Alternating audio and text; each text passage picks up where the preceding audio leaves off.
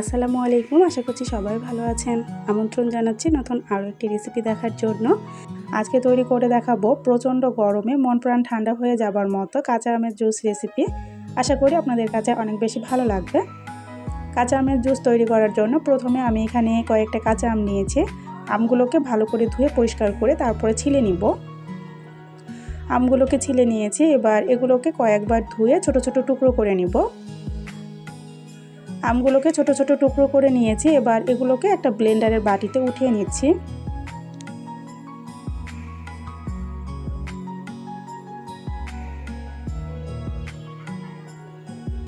এই গরমে এভাবে কাঁচা আমের জুসটা বানিয়ে দেখবেন, ভীষণ ভালো লাগে ঠান্ডা ঠান্ডা এই জুসটা খেতে। এবার এর মধ্যে দিয়ে দিব চিনি,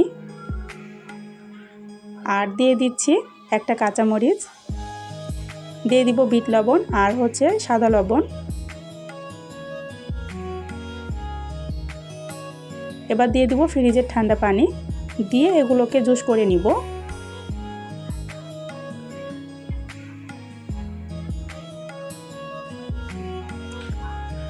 এগুলোকে জুস করে নিয়েছি, আর এগুলোকে এই অবস্থায় খাওয়া যাবে, তবে এটা ছেঁকে নিলে বেশি ভালো লাগে খেতে। তা আমি এগুলোকে একটা ছাকনা দিয়ে ছেঁকে নিচ্ছি।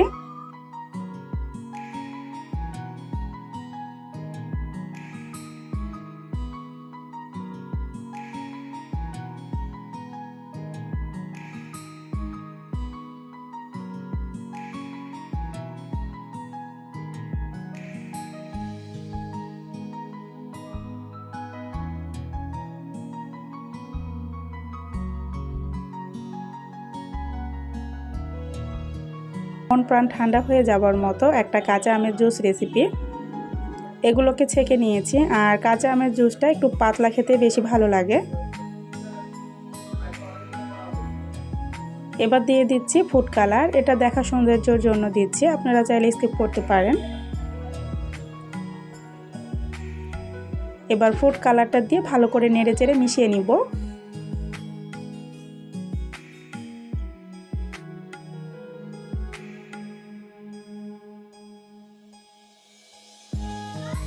এবার এগুলোকে গ্লাসে ঢেলে নিচ্ছি।